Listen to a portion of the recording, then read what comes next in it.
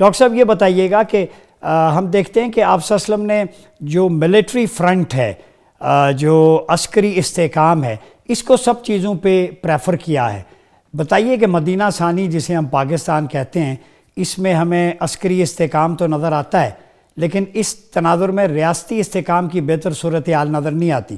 کیا یہ فرق اس وجہ سے ہے کہ ہمارا نظام حکومت پارلیمانی ہے، جہاں عوام کو براہ راست اپنے حاکم منتخب کرنے کا موقع نہیں ملتا، یا کوئی اور دوسری وجہ ہے؟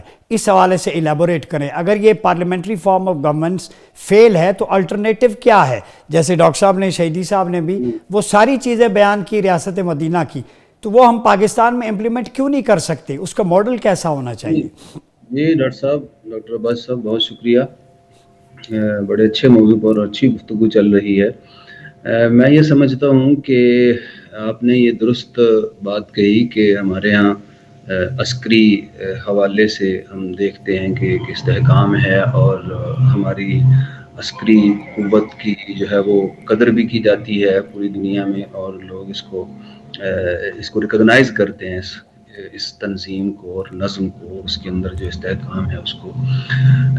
تو ساتھ آپ نے یہ فرمایا کہ جو ہمارا طرز حکومت ہے وہ پارلیمانی ہونا چاہیے یا صدارتی ہونا چاہیے۔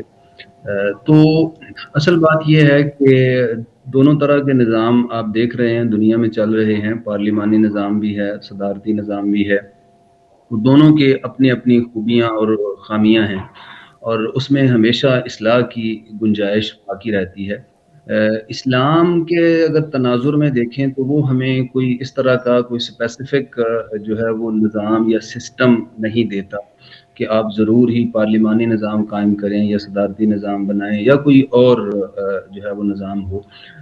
کوئی بھی نظام ہو سکتا ہے، جس کو ہم خلافت راشدہ کا نظام کہتے ہیں، وہ بھی بنیادی طور پر خلفائے راشدین کے ہاں دیکھیں تو وہاں بھی انتخاب ہر خلیفہ کا مختلف انداز سے ہوا ہے۔